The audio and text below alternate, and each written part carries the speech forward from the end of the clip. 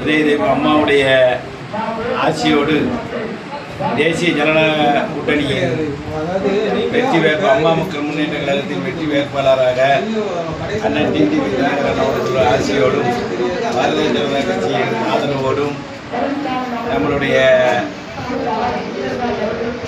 அதிமுகவின் ஆதரவோடும் நான் இங்கே ஓட்டப்படாத சட்டமன்ற தேர்தலில் வெற்றி வேட்பாளராக போட்டியிட்டு வாக்கு சேகரித்து வருகின்றேன்.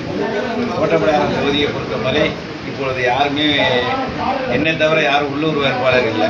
நான் தொகுதிக்கு நன்கு பரிசமானவன், தொகுதியின் செல்லப்பிள்ளை, ஏழை எளிய குடும்பத்தைச் சேர்ந்தவன். என்னை எளிய முறையில் அணுகலாம் என்கிற எண்ணம் மக்களிடம் கடந்த முறையே நான் அதை வைத்துள்ளேன். இந்த துறையும் அந்த மாதிரி எண்ணம் மக்களிடம் வந்துவிட்டது. அந்த வகையிலே என்னை எளிய முறையில் அணுகலாம் என்பதையினால் மக்கள் எனக்கு மிகப்பெரிய ஒரு ஆதரவை தந்திருக்கின்றார்கள். தொகுதி அம்மாவுடைய திட்டங்கள் வர வேண்டும், அம்மாவின் ஆட்சி வர வேண்டும் என்று எழுச்சியோடு மக்கள் எங்களை ஆதரிக்கிறார்கள், எங்களை வரவேற்கிறார்கள். நிச்சயமாக அதிகப்படியான கிட்டத்தட்ட 30,000 வாக்கு வித்தியாசத்திலே ஓட்டப்படாத தொகுதியிலே நிச்சயமாக நான் வெற்றி பெறுவேன். இந்த பகுதியில் குளத்தில் குளிக்கிறதுக்கு படித்துறை சரியானபடி இல்லை. அதை நீங்கள் வந்தால் நிறைவேற்றி தருவீங்களா?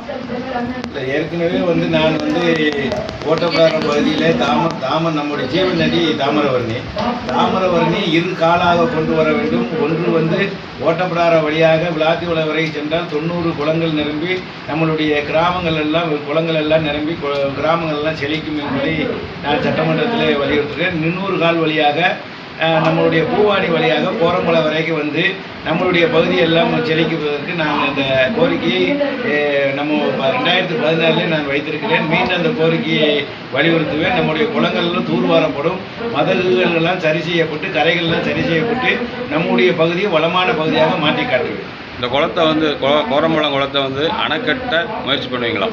ஏன்னா கடலில் போய் வேஸ்ட்டாக கலக்குது. இந்த அணை கட்டுறது மூலம்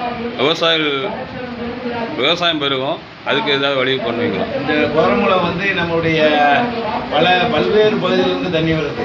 அதாவது கயத்தாரில் ராஜாக்குடி புதுக்குடியிலிருந்து நம்முடைய பகுதி அப்படியே நம்ம மதகு வழியாக நம்முடைய கம்மாய்கள் வழியாக நிறைய வெள்ளப்பெருக்கு ஏற்பட்டு இப்படி சௌரியமங்கலம், கொம்பாடி ஓடை, இந்த ஓடைகள் வழியாக எல்லாமே சேருது. கோரமலம் குரம்பலத்தில் சேருது. இந்த கோரமலம் மழைநீர் நிறைய நம்முடைய கடலுக்கு சென்று வீணாகுது.